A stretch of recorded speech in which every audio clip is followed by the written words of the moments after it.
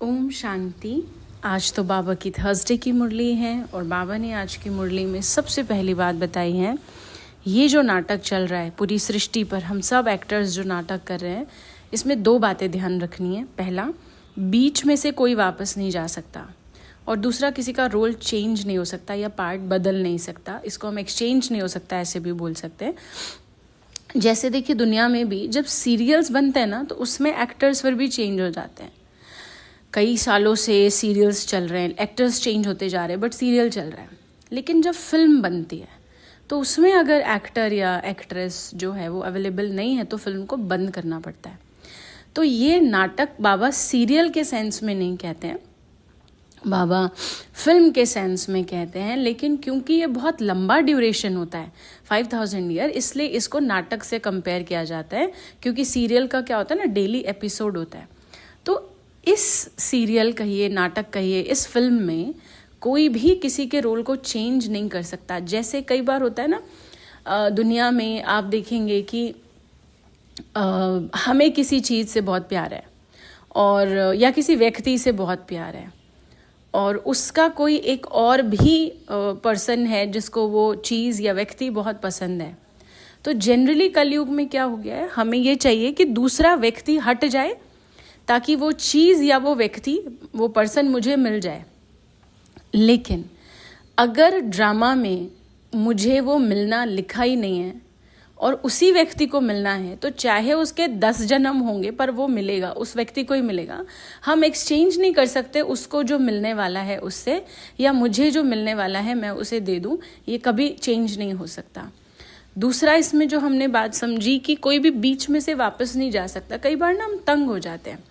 Actually तंग हम अपनी आदतों के कारण या अपने कर्मों के कारण होते हैं। लोग नहीं हमें तंग करते हैं, पर जब तंग होते हैं ना, तो इस नाटक को बीच में से छोड़ना चाहते हैं। अपने शरीर को ख़त्म करके सोचते हैं कि हम नया शरीर जब लेंगे ना, तो सब कुछ फ्रेश मिलेगा, सब कुछ नया। तो ये बिल्कुल ऐसा नहीं है, क्योंकि शरीर को हमेशा ड्रेस या वस्त्र चोला कहा गया है। ये चेंज कर लेने से ना रोल कभी चेंज नहीं हो जाएगा। जो रोल है वो वही रहेगा। हम बीच में छोड़ के कितनी भी कोशिश कर ले, वापस नहीं जा सकते हैं। तो पहली बात बाबा की ये है। और जो दूसरी बात आज बाबा ने बोली है कि भक्ति में ना भगवान की महिमा गाते हैं। भाई वो शांति का सागर है, या एक सॉन्ग भी है, तू प्यार का सागर है, तेरी एक बूंद के प्यासे। बहुत महिमा, प्रेज, बहुत तारीफ भगवान की हम भक्ति के भजन या गीतों में गाते हैं। पर बाबा ने कहा उसका अर्थ तुम बच्चों को मैंने समझाया है, क्योंकि दुनिया में तो कई तोते की तरह सिर्फ रट लेते हैं। और बिल्कुल सही बात है, किसी को बुरा ना लगे इसलिए इसको एक्सप्लेन करना बहुत ज़रूरी है कि भगवान ऐसे नहीं कह रहा कि हम कोई नाम के लिए महिमा कर रहे हैं। वो कोई हमारा मजाक नहीं बनाना चाह रहा, हमारी सिर्फ कमियां नहीं गिना रहा। बट सच में देखिए, इसको समझते हैं कि हम कहते हैं भगवान दुख हरता सुख करता है, पर जब जब दुख आता है हम भगवान छोड़ के कितने लोगों के पास भटकते हैं, लास्ट में भगवान के पास आते हैं। ये तो बिल्कुल वही बात हो गई ना कि हमें पता है कि एक जगह पर कपड़े मिलते हैं, या सब्जियां मिलती हैं, या मशीन्स मिलती हैं, और हम जानते हुए भी हम वहाँ से ना जाकर लेकर कहीं और से ले रहे हैं, तो वो नकली होगा ना। इसको हम ऐसे भी समझ सकते हैं।